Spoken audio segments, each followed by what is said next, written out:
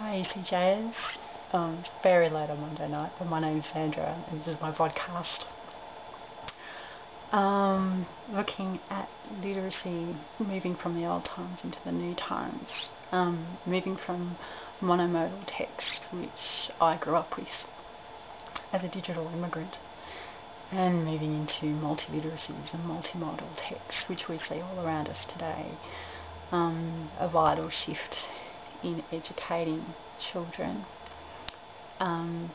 particularly with the rate at which visual images are being feel like sometimes they're literally being thrown at us.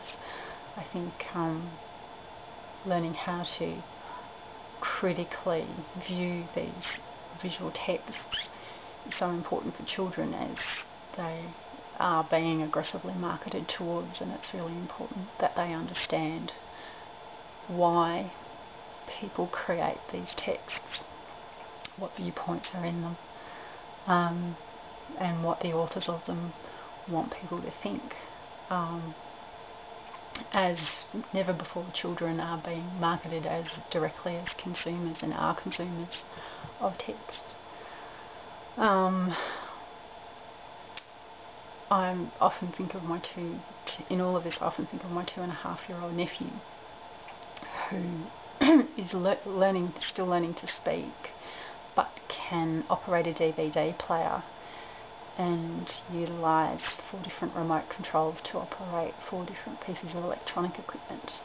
And I often, when I look at him, I often think of what my students will be like, what skills they will bring with them to school, what they will know, and how, as their teacher, I can engage them and facilitate their learning.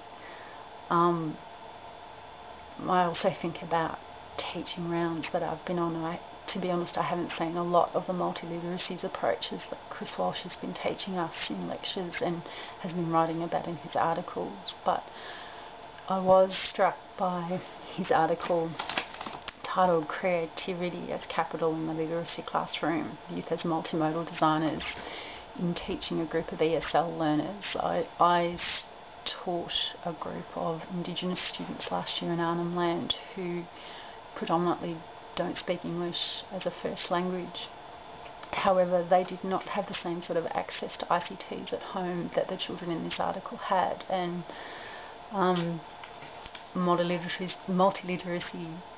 was not the capital that they brought with them to the classroom, and yet as student teachers, we also brought digital cameras and computers with us and gave the kids the opportunity to utilise them, and the kids were very engaged and very excited by the new technology. And as much as I think they would have a lot of difficulty utilising web resources, with English being a barrier to them and perhaps not having the contact with the web that some of these children Chris had taught had, I feel there is really strong potential in improving literacy levels in these remote areas and maybe narrowing the gap in literacy standards through utilising these resources, because so much of visual imagery transcends language in that sense, I guess. And how do these methods differ from when I was taught? I think these methods afford us the opportunity to make teaching much more student-centred as opposed to some of the teacher-centred methods that I had. I think they give children a real opportunity for empowerment in the classroom. And I feel, as a digital immigrant and someone who has come to utilise technology a little bit later in life, I will be learning alongside with them and from them, and I think that's a very exciting prospect.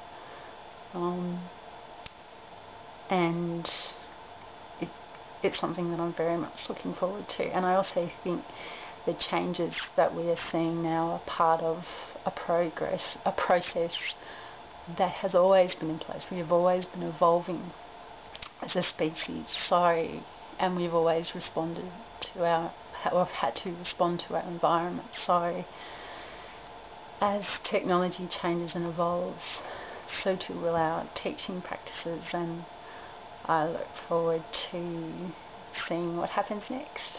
Thank you.